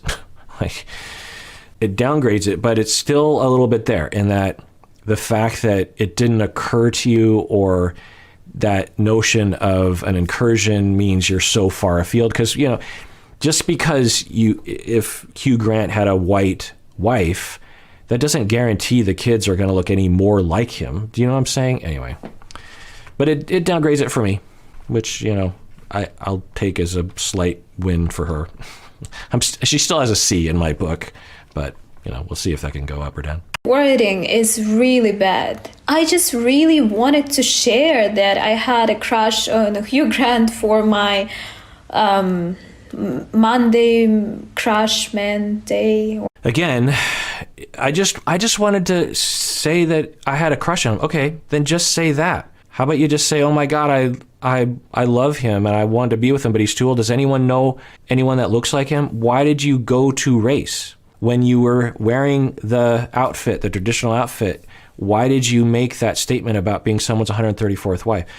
When you wanted to gender bend, why did you dress like that particular boy or man? Like, that's where the awareness, I hope, will emerge for her is, yeah, I have a thing about race. Like, I will frequently go there, and I got to look at that. That's what I would hope she would do. Or something like that.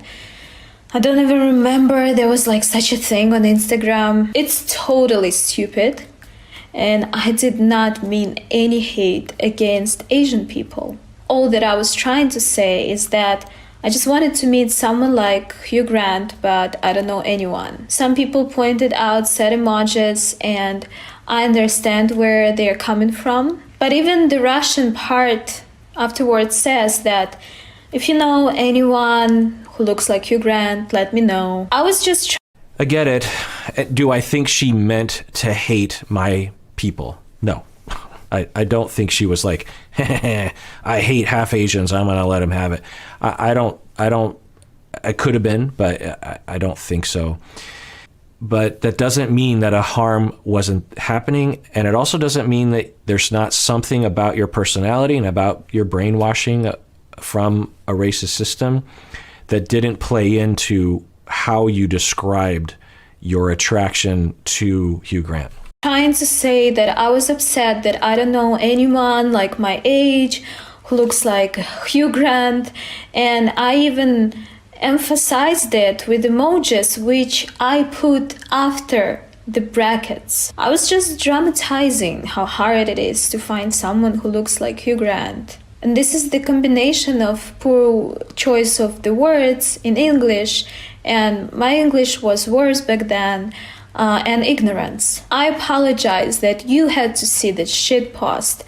I apologize that I upset people, and I guarantee that I will be much more mindful with the words that I choose in the future. Now, I want to be clear about something. Say the average white person in Seattle has committed way worse actions of racism against me and other groups of people. I say that because for me, when I look at Alina, and we can talk about this, and y'all could say you hate her and cancel her, but racism is par for the course, and I hope we understand that.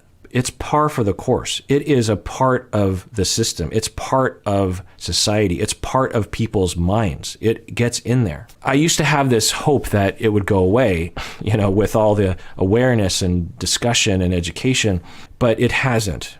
There are all sorts of things, things that are more close to my clinical world, like the idea of that people should be shamed for their bodies, or people should be shamed for their sexuality or something. There are 15-year-olds who feel completely worthless because of their sexuality in Seattle, in a progressive town where most people are pro-LGBTQ and pro-LGBTQ plus rights. So even though we've come a long way, there's still problems. So how does Alina match up to all that other harm and ignorance and hate? How does she measure up? She's right down the middle. So along those lines, if those people were to apologize to me, and, I've been experiencing my whole life, not too long ago, I came to a 4-way stop sign, and I thought I had gotten to the stop sign first. And so I went through the intersection. The car, that I came to the intersection, relatively at the same time, was angry at me and thought I went first, got behind me and got out of the car. We went down the road and there was a stoplight. And then she got out of the car and banged on my window and called me a chink. So that was in Seattle, liberal Seattle, where those things don't happen here, right? And I just love it because, some people will say I don't look Asian, therefore I can't call myself a person of color. Clearly, people see me as a person of color. They see me as non-white. Some random stranger called me a chink, which I have to say, it's not even accurate in terms of a slur for me. But anyway, yeah. In terms of the transgression, it's par for the course, and the ignorance and the willful ignorance. And then the apology, if I matched her apology up to apologies I've heard before from well-meaning people, maybe even people in my life, she's better than average. Apologies tend to be pretty bad. In my book, she's doing pretty good compared to other people. And my criticism of her, I'm hoping that she watches this and goes to other experts and has long conversations with them to really wrestle with the next phase of her understanding. And if she does that, then great. And she has a platform. She might be able to push things forward in this way. Everything that I'm saying, I think, should be understood within that context. And I've been dealing with racism my whole life. I've been the target of racism my whole life. And although I can get pretty riled up about it, I do have a policy of forgiveness if people ask for my forgiveness. I do want to help people, and I do want people to have an avenue for redemption, depending on the situation. And that's just my belief system. I believe in forgiveness. I believe in the good of people. And I also believe that if we're going to move forward, we have to accept apologies.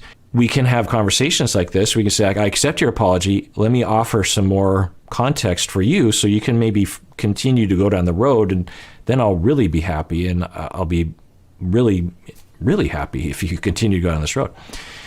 So I want to put all that into context. Now, for you, you could have a whole different policy. You could have a totally different thing. You'd be like, well, I will forgive under these circumstances and not these. You could say, I don't care. She should have known. Screw her. Everyone can have their own reaction. And the reason why I say this is because in today's internet milieu, there's this assumption that if people don't share the same reaction, the other people are wrong. And certainly sometimes that's true, right? It's not like that's not true sometimes. But in this situation, my opinion is we can have varied reactions to this. And as for me, as like dating someone who's much older than you, I think it's fine to not want to date someone who is 31 years older than you. Anyone who is that much older than me will be on a completely different level of... So this actually is a little ridiculous that she has to respond to this. I think I'm inferring people were attacking her for being ageist, for saying she wouldn't date someone as old as Hugh Grant. Come on, people. That's not ageist. That's just not. Maturity than I am. I think it's fair to want to date my peers, someone around my age. Why is that when someone older marries someone who is in their 20s, it's wrong and problematic and people are against it? But when I express that I want to date someone who's around my age, it's ageist. Yeah. I mean, both are wrong. I mean, if someone as old as Hugh Grant wants to be with someone as young as Alina, that's fine. From my previous conversations and research, I looked into the research. There's no harm. They've looked into it. It's not hard to research. You just look at different age gaps in relationships and try to find if there's any harm to anyone, and there isn't. Now, can there be harm? Yeah, but there can be harm in a relationship of the same age. So you can also harm someone if you're younger. Age, now, if someone is 13 or even 17 or even 19 and you're 60, then, there's some kind of it's hard to know exactly. You can't really put an age number on it. It's more of a power and maturity issue and life experience issue. And there's a lot of debate there, but yeah, that the oppression on, people will have 10 years difference. There'll be a 40-year-old and a 50-year-old, and they'll just get tons of judgment. It's like, why? There's reasons to judge people, being racist, one, just because there's a difference in their, come on, people. So there's that. And, I know where it comes from. It's a heuristic that comes from a good place, which is, back in the day, it wasn't that long ago, even in the United States, we had famous people, Elvis, Jerry Lee Lewis, who will marry people that are 13 years old, or they'll date people that are 11, quietly, and then marry them when they reached 15, when they are legally able to get married or something like that. And we didn't see that as a problem in the past, or at least not enough. And over time, we were like, oh, that's a problem. And so we just locked into our head that anytime there's an age difference, it's a problem, when it's just like, no, that's, we want to apply it when there's an age difference at that age. I think the analogy to this is when you're learning syntax in my neck of the woods, kids will say, instead of I, they'll say me. So they'll say, Jenny and me went to the store. And you're like, no, it's not Jenny and me. It's Jenny and I went to the store. And you're like, oh, Jenny and I went. It takes a while to learn it. Jenny and I went to the store. Jenny and I went to the store. And then they apply that rule in the object part of the syntax, where they'll say, please give the toy to Jenny and I. And it's like, no, that's Jenny and me, because you say, please give the toy to me. Please give the toy to Jenny. Please give the toy to Jenny and me. We're only so smart as human beings. And so when we have a rule that we've learned, we just kind of generally apply it to everything instead of realizing there are nuances. And there's not a lot of defenders of age difference. I feel like I'm literally all by myself, and then people who are that have age differences in relationships. And then the people who are researching this, there's just a very small group of people who are saying, well, you can't judge people because of age difference.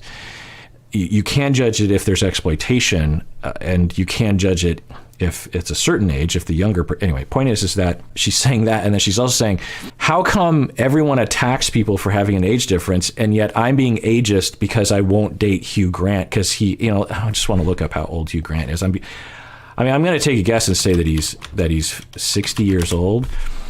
He is 61. So, yeah. And this will cloud the issue, right? There's some legitimately criticizable things that she did, and then the internet just piles on it, and it just makes everything look like an overreaction. At the same time, deal with all the things that I mentioned above. And after a year, I came back to Russia, to my home. And that was the last time that I've been to the US. I never came back after that. Also, the argument that everyone in the world knows that N-word should not be used is simply not true. The world is not revolving around the US, and not everybody is aware of history of racism and racial slurs. Then again, I did know it was not the good word, but I did not realize how powerful that was. Right. And she said this a number of times, which is good for her to recognize. And I think that's the foundation that she has to begin to explore. So she's starting off by saying, which of course is true, and Americans who criticize her have to at least take that into consideration, that American culture isn't the world culture. So there's that. But that doesn't excuse it, obviously, because she should know, and she does know, that it was a bad word, and she just admitted that. And she just didn't know how bad it was, which I don't doubt. But she knew it was bad. So she knew it was bad, and she's saying, well, I was ignorant, that's why I used it. Well, you weren't ignorant. You knew it was bad. So why did you do it? Why did you do it? I absolutely realize it now, and I never want to use this word again. There are just so many countries and cultures with the issues that are specific to them. But people tend not to think about these issues in those countries as much. Of course, racism exists everywhere, but to say that it takes the same form everywhere, it's simply inconsiderate. Yeah, and I've seen that as well, that you'll have Americans that will argue with someone from another country and say that their understanding as an American of the racial landscape and the oppression landscape is universal. Ableism exists everywhere, but it doesn't necessarily mean that it's the same in China and it's the same in Russia. I think it's not entirely fair to people whose native language is not English, who didn't grow up in the US or European Union, who didn't have the same access to internet while growing up, who didn't study so much about colonialism and history of racism to the same standard as people who did. I do not expect foreigners to know the derogatory terms for disabled people in Russia. Of course, just like people let me know how bad the N-word is, I would do the same. I would just let them know not to use it. But I wouldn't assume that they know it, even if they speak a good Russian. But this is the first and the last time I'm gonna ask you to put yourself in my shoes and and tell, do you know all the offensive words that you shouldn't use in Russia? Yeah, I mean, she's bringing up some good points, but it still doesn't explain the fact that you knew it was a bad word and still used it. So we're not, she's saying, look, in Russian, there are these bad words for little people. I don't expect you to understand those, and I wouldn't hate you if you used it. If you used it on accident, I would just say, hey, oh, that's a bad word. Okay, but that's not what happened. You knew it was a bad word, and you used it anyway. You didn't know it was as bad, but you knew it was a bad word. So that's where... The other thing I'll say is that, and this has to do with, I think, my fifth layer. I can't remember which layer it was, but it has to do with, we live in a racist world, or society, whatever you want to say. They're racists. People with full-blown racism, if you will, very high grade, very concentrated, obvious racism, and a lot of people with racist ideas that they don't even know are racist, right? And we want to change, right? We want to move forward. We want to get rid of it. We all agree. We don't want it anymore. We want to change it. Okay, how are we going to change it? Well, one of the ways we change it is people have to realize that they've done wrong things that came from the racism they've internalized or hatred they have or whatever. People have to realize that they have racism inside of their personality, inside of their belief system. They have to realize it and they have to change it, right? That's what we want. I can't imagine anyone disagreeing with that, okay? One of the ways that is going to change, one of the way that transition is going to happen, where people that possess racist ideas will change their racist ideas, is for them to realize that they have these racist ideas and behaviors, admit them, and ask for an apology, and then to change.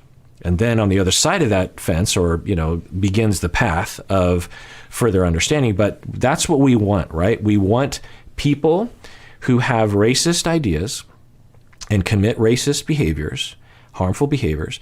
We want them to see it, to apologize for it, and to change. When we do that one at a time, we change our society. If every time someone does something wrong and apologizes for it,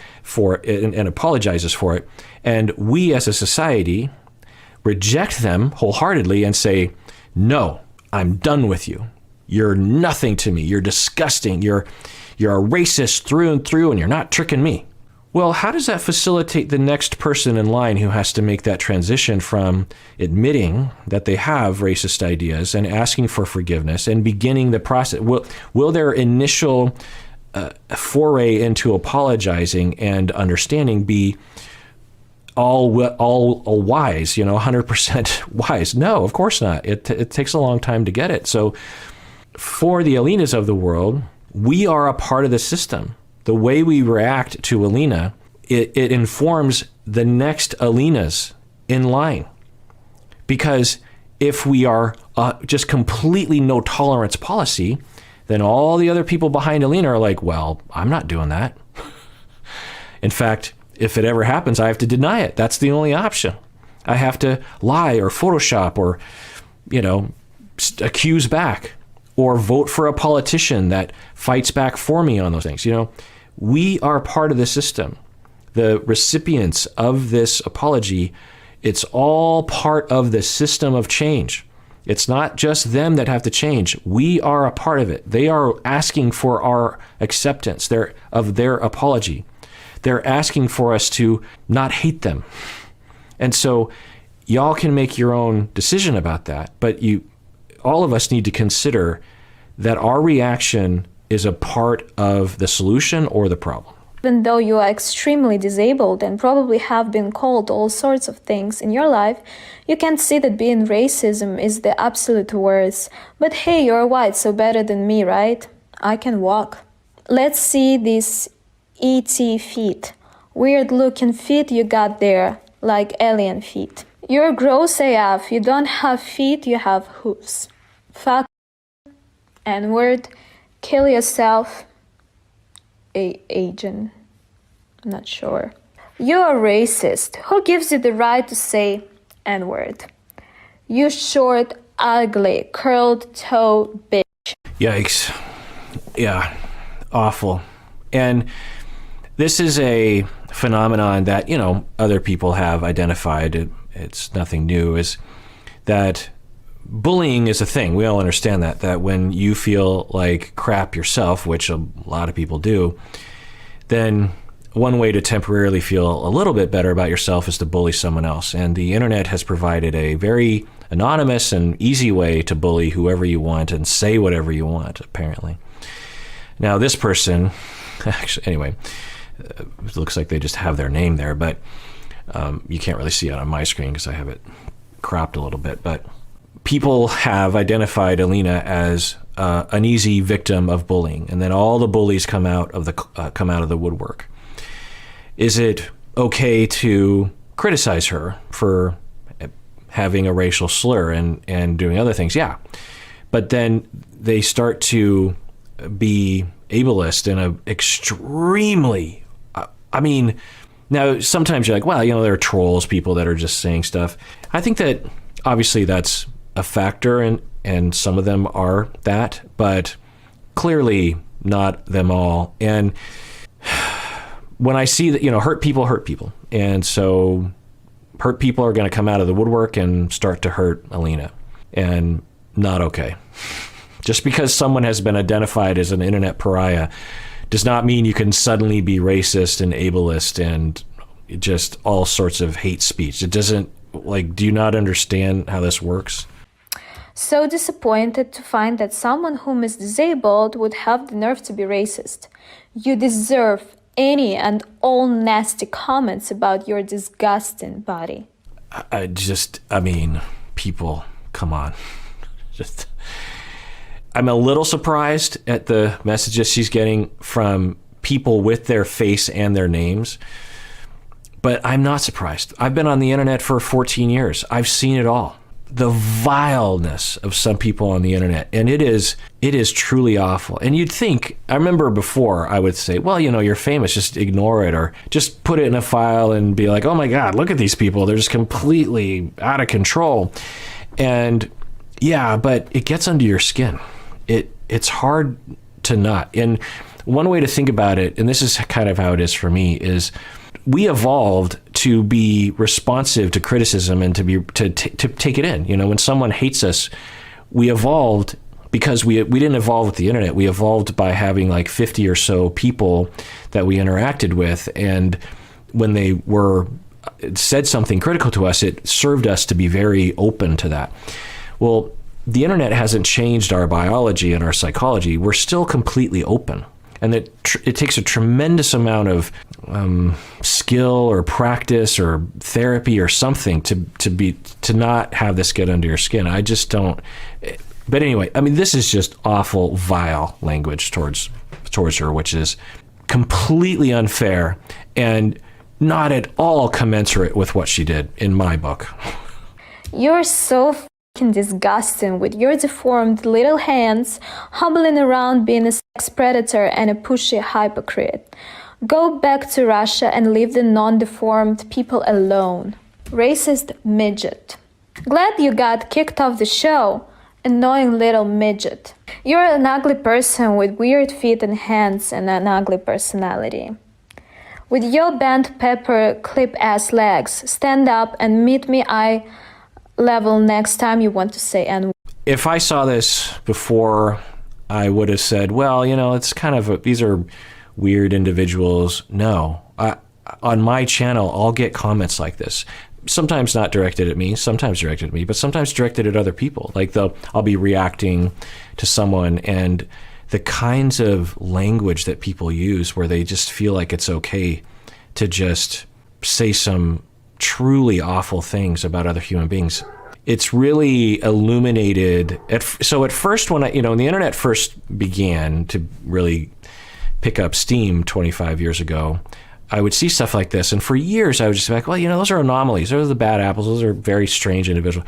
The more I live life, the more I realize, no, I would guess that a good third of the population is capable of saying things in this direction. Maybe not this bad, but things along these lines, where it's just completely unfettered hostility and hatred towards other people, often involving their identity, which is just, it just, again, it shows that when you match Alina's transgression to even the things that she's experiencing right now, like, it doesn't mean it's okay that what she did, and I'm not saying y'all have to forgive her or let her off the hook. I'm just saying, like, we have to understand there's a lot of work we got to do, and there's a lot of people that have to change their minds.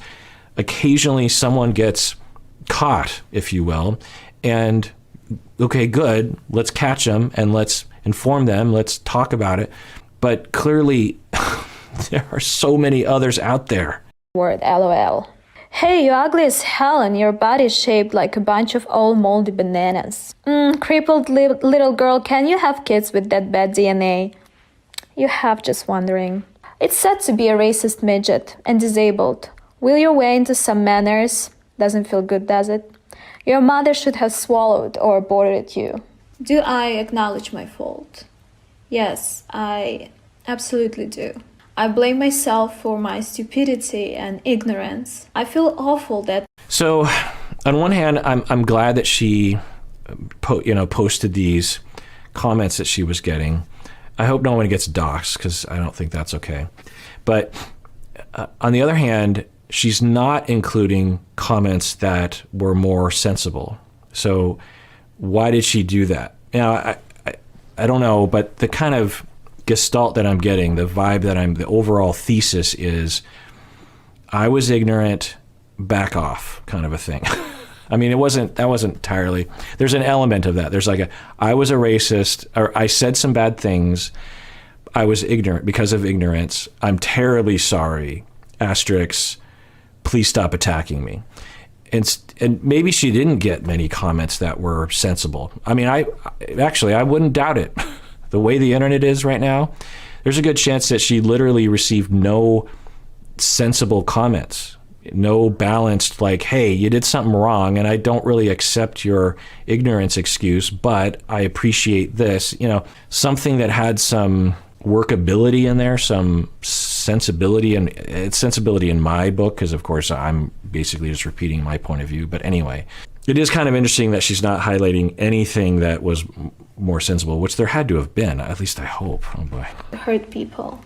So if you'd like, I would so appreciate all the things you can share, all the knowledge, but obviously the main part is educating myself. The work is mine. She keeps using the word educate, which is a part of it for sure, but that's not really the next phase that I would recommend for her. It's more of an internal reckoning with brainwashing that she has been indoctrinated into, and really,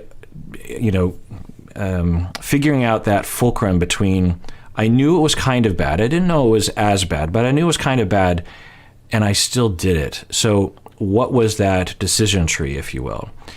And she wasn't born with those ideas, but something happened there. There was some underlying notion or belief or willful ignorance or something that was happening that is present in a lot of people with privilege, if not everyone with privilege. So she should look at that.